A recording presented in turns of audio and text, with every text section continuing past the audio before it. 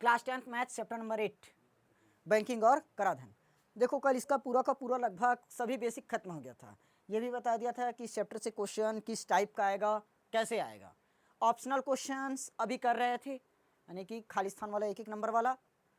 अब थोड़ा सा उसी को आगे बढ़ाते हैं, फिर लॉन्ग क्वेश्चंस पर पहुंच जाएंगे।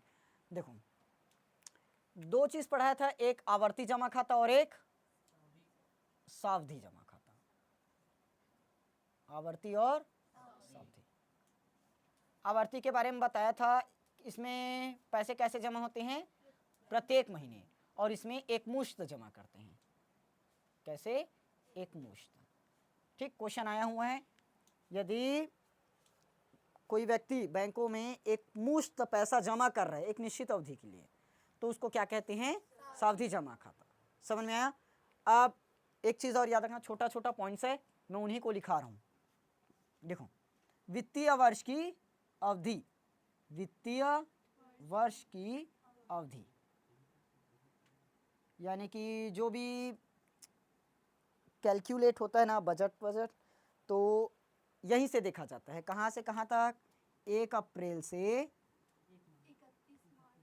31 मार्च, ये वित्तीय वर्ष की अवधि। समझ में आया। वित्तीय वर्ष की अवधि क्वेश्चन आया हुआ है, वित्तीय वर्ष की अवधि खाली स्थान से होती है, मतलब खाली स्थान होती है, तो क्या लिखोगे, 1 अप्रैल से 31 मार्च। ये क्वेश्चन ऑप्शनल में भी आया हुआ है, यानी कि सही विकल्प वाले में।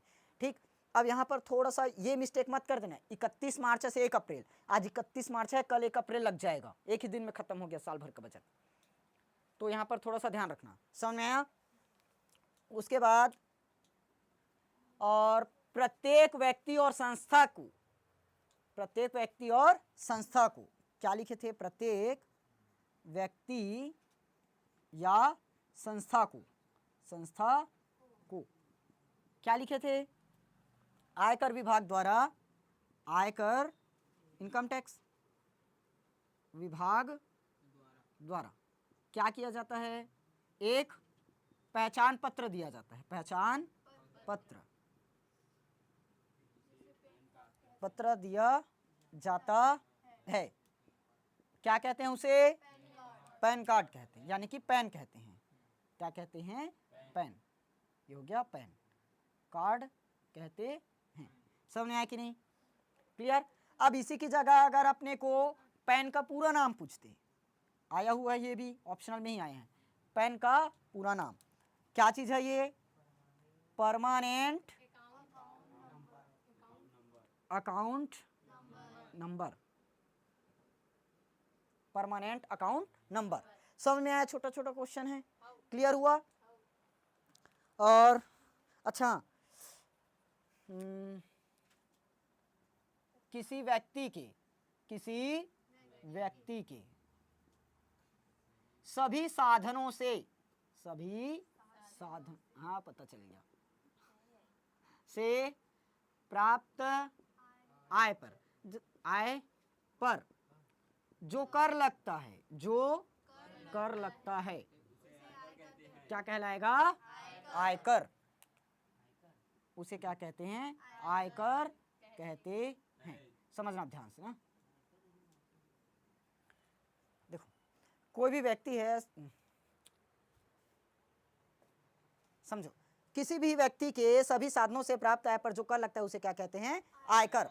देखो अब साफ है, कोई भी व्यक्ति काम कर रहा है, बिजनेस कर रहा है, या तो गवर्नमेंट जॉब में है, तो उसकी सैलरी तो आएगी ही महीने महीने, तो कहीं से भी वो कमाए तो उस पर क्या लगेगा, टैक्स लगेगा कमाई का। अब वो अलग है कि सरकार उस पर कितना टैक्स लगा रही है, तो जितना के हिसाब से उसका आय होगा, जितना उसका आय होगा उसके हिसाब से उसको टैक्स देना होगा। जैसे मान लो लाख रुपए महीना है, नहीं लाख रुपए सालाना है, या तो 5 लाख रुपए सालाना है या 10 लाख रुपए, तो उसके अनुसार से क्या लगाती है, उस पर टैक्स लगाती है कि अगर आप साल में इतना रुपए कमा रहे हो तो सरकार को इतना टैक्स भरो, तो उसकी हम क्या कहते हैं, आयकर कहते हैं। समझ आया कि नहीं आया, क्लियर हुआ। किसी व्यक्ति के सभी साधनों से प्राप्त आय पर क्या करता है, जो कर लगता है उसे क्या कहते हैं, आयकर। आय का मतलब इनकम, पैसे आना। ठीक, समझ में आया कि नहीं आया। ये पूरा का पूरा क्वेश्चन जितना भी लिखाया हूं आ चुका है बोर्ड में, चलो नोट कर लो। एक क्वेश्चन और देखो, शिक्षा उपकर, शिक्षा उपकर। देखो कर के ऊपर जो कर लगता है उसे उपकर कहते हैं। ठीक, जैसे अभी हमने क्या समझा था, कोई भी व्यक्ति जितना कमाता है उसका कुछ परसेंट सरकार को देता है टैक्स के रूप में। ठीक, तो उसको हमने क्या बोला, आयकर बोला। अब आयकर के ऊपर भी एक कर लगाएगा, उसको क्या कहेंगे, हाँ, शिक्षा के शिक्षा उपकर पर, शिक्षा उपकर पर जो कर लगता है, जो कर लगता है उसको क्या कहते हैं, उसे क्या कहोगे, देय आयकर, देय आयकर कहते हैं। लिख लेना ना, शिक्षा उपकर पर जो कर लगाया जाता है उसको क्या कहते हैं, देय आयकर कहते हैं। ठीक, अब नेक्स्ट क्वेश्चन, अब फाइनल लास्ट यही बस बचा, उसके बाद छोटा छोटा ऑप्शनल जितना भी आया हुआ है हो जाएगा।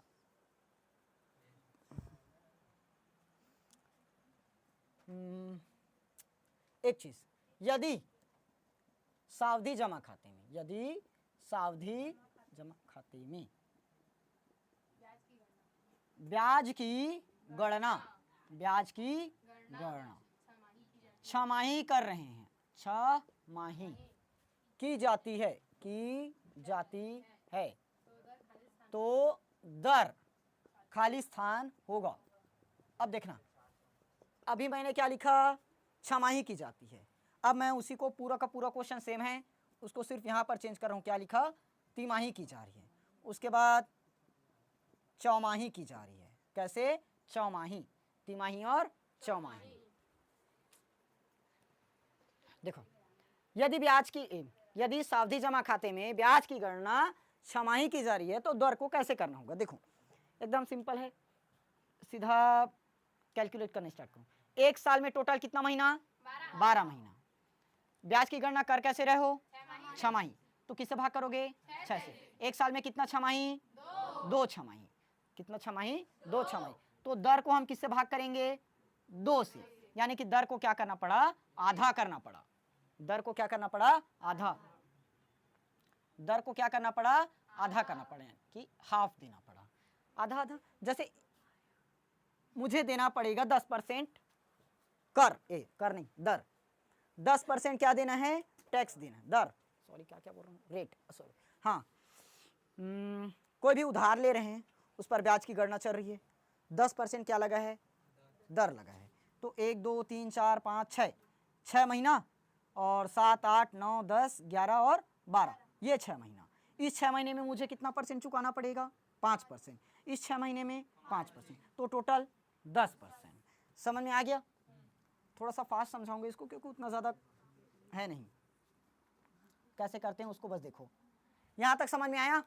अब देखो क्या कर रहे हो, तिमाही, तिमाही। एक साल में कितना आ रहा, एक साल में कितना महीना, 12 महीना। तिमाही बोल रहा है किससे भाग करोगे, 3 से, तो टोटल 4 तिमाही। एक साल में कितना तिमाही, 4 तिमाही। तो अपन दर को किससे भाग करेंगे, 4 से, यानी कि 1/4, बोले तो 1/4, 1/4, 1/4 हिस्सा। समझ में आया। चौमाही के लिए अब मुझे बताओ क्या होगा, एक तिहाई, एक तिहाई, एक तिहाई, यानी कि 1/3। समझ में आया कि नहीं आया। ये था पूरा का पूरा कंसेप्ट जो एक एक नंबर में पूछा गया है। लगभग 10-12 सवाल हुआ, और देखना प्रीवियस ईयर क्वेश्चंस को देखना, यही जो 10 सवाल है ना, हर बार रिपीट हुआ है। कोई भी ऐसा सवाल नहीं है जो रिपीट नहीं हुआ। समझ में आया कि नहीं आया। तो आज और कल दोनों की क्लास में पूरे का पूरा ऑप्शनल क्वेश्चन खत्म है। 2 नंबर 100% इससे मिलेगा, दोनों क्लास से 100% 1 नंबर मिलेगा। तो इसको अच्छे से करना। समझ में आया, चलो नोट कर लो। अब लास्ट टॉपिक एक समझा रहा हूं, ध्यान समझना, उससे क्वेश्चन आए हुए हैं ना बोर्ड में। एक बचत खाता है, बचत खाता, और एक आवर्ती जमा खाता, आवर्ती जमा खाता, और एक सावधि जमा खाता। इन दोनों के बारे में तो लगभग पढ़ा दिया हूँ, पूरा ही कंप्लीट हो चुका है। देखो बचत खाता में क्या होगा, हम बैंक में एक अकाउंट खोलते हैं, उस पर सेविंग करते जाते हैं, यानी कि कुछ बचत करते जाते हैं। जैसे हमारी मान लो महीने का इनकम है 5,000 रुपया, कितना रुपए? 5,000 रुपये। हमें इस पर कुछ बचत करनी है कि भविष्य के लिए हमें बचाना पड़ेगा, या कोई अर्जेंट काम आ गया उसके लिए बचाना पड़ेगा। तो बैंक में जाओगे, खाता खोलने के लिए बोलोगे, वो क्या है? बचत खाता। अब वो अपने अनुसार हमें तय करनी है कि हमें कितना रुपए हर महीने बचाना है। बचपन से हम जानते आ रहे हैं कि थोड़ा बहुत बचत करनी चाहिए भविष्य के लिए, वही है ना। तो जैसे मेरे पास 5,000 रुपये इनकम है, उसमें से मैं हर महीने बचाना चाहता हूँ 1,000 रुपये। कितना रुपए? 1,000। तो बैंक में जाकर एक खाता खोलेंगे, उसको क्या बोलेंगे? बचत खाता। उसमें हम क्या करेंगे? 1,000 रुपये महीने दर महीने जमा करते जाएंगे हर महीने। अब ये हमारे अनुसार चलेगा, जब तक हम इसको जमा करना चाहें तब तक कर सकते हैं, जब रोकना चाहे रोक सकते हैं। अब बात आती है, कभी हमें अर्जेंट में पैसों की ज़रूरत पड़ गई, इसमें इकट्ठा हुआ है मान लो 20,000, 20,000 इकट्ठा हुआ है, कभी भी हमें पैसों की ज़रूरत पड़ गई, हमें उस पैसों को निकालना है, तो बैंक को तुरंत का तुरंत वो पैसा वापस करना होगा, यानी कि प्रोसेस जैसे ही होगा वापस करना पड़ेगा। जैसे बैंक में जाते हो, अकाउंट नंबर देते हो और पैसे निकाल कर लाते हो, लगभग वैसे ही समझ आया। तो जितना पैसा जमा हुआ है बैंक हमें क्या कर देगा? वापस कर देगा, और जब चाहिए तब वापस कर देगा। इसलिए इसमें ब्याज क्या लगती है? कम लगती है। ब्याज क्या होगी? कम, क्योंकि ये अपने अनुसार चल रहे हैं ना, हम मनमर्जी इसको चला रहे हैं, जब चाहे तब निकाल सकते हैं, जमा भी कर रहे हो लेकिन जब चाहे उसको निकाल भी पा रहे हो, इसलिए इसमें क्या है? ब्याज की राशि कम है। आवर्ती जमा खाते में ऐसा नहीं हो सकता, आवर्ती जमा खाते में इसलिए ब्याज की राशि क्या है? अधिक है। ये फिक्स रहेगा कि कब तक कर रहे हो।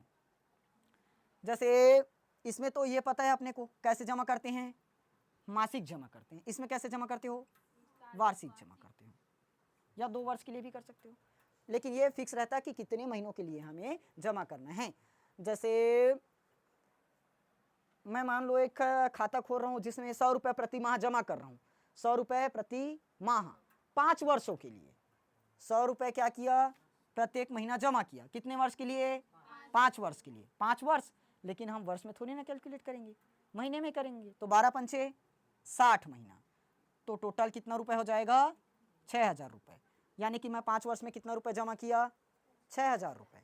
कैसे? 100 रुपये एक महीने में दिया, तो 60 महीने में 6,000, 60 महीने का मतलब 50 वर्ष, 5 वर्ष। समझ में आया कि नहीं आया? एक महीने में मैं कितना रुपए दिया? 100 रुपये।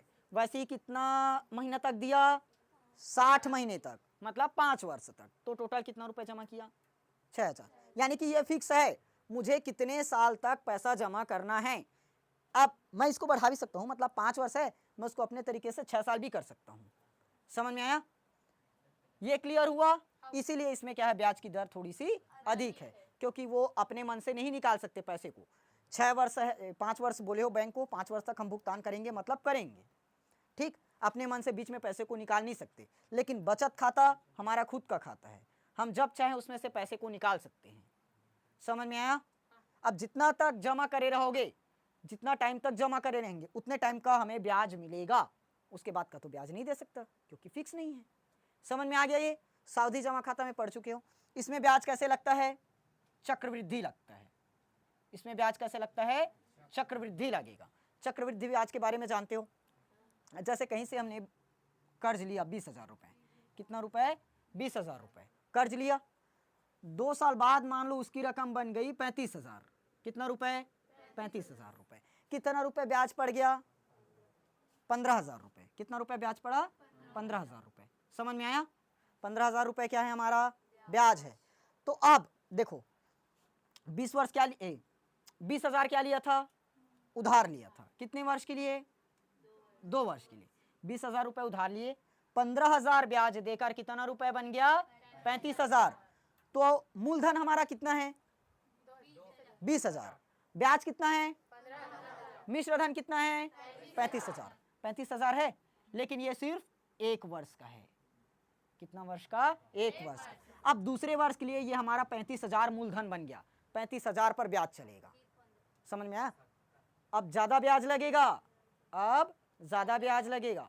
समझ में आ रहा है प्रोसेस? देखो, यानी कि जो ब्याज लगेगा, ब्याज होगा, वो ब्याज के ऊपर भी वापस ब्याज लगाएगा। इस तरह से जैसे सेठ साहूकार बहुत लेते थे पहले, वैसे ही करते थे, ब्याज के ऊपर ब्याज लगाते थे। जैसे मान लो वहीं 20,000 रुपये उधार लिए, कितना रुपए? 20,000। अब एक साल में उसका रुपए मान लो बन रहा है 25,000। कितना रुपए बन रहा है? 25,000। उसको कितना रुपए का फायदा हो गया? 5,000 रुपए का। कितना का फायदा हुआ? 5,000 का। तो वो 5,000 का भी ब्याज चलाएगा, 20,000 का भी ब्याज चलाएगा। समझ में आया? ब्याज का भी ब्याज चलाएगा, मूलधन का भी ब्याज चलाएगा, इस तरह से। अब फिर से 2 साल के बाद ये मान लो 35 तक चढ़ गया, 35 तक, फिर से अपने को इसमें कितना लगा? मान लो 5,000 और ब्याज लगा। तो अब 5,000 पहले हमारा ब्याज था, इस पर ब्याज चलाया, दूसरे साल फिर 5,000 हुआ, इस पर भी ब्याज चला गया, यानी कि टोटल ये 10,000 इस पर ब्याज चलेगा, और मूलधन का जो ब्याज है वो अलग चलता ही रहेगा। इसलिए चक्रवृद्धि ब्याज बहुत खतरनाक होता है, इसलिए आदमी पूरा इसमें पिसते चले जाता है। ये सही है बैंक वाला। समझ में आया कि नहीं आया? अभी बैंक से जो कर्ज उठाते हैं, अब ज़्यादातर इसलिए सेठ साहूकार से कोई भी किसान इसलिए कर्ज नहीं लेते हैं। लेते देखे हो क्या आप?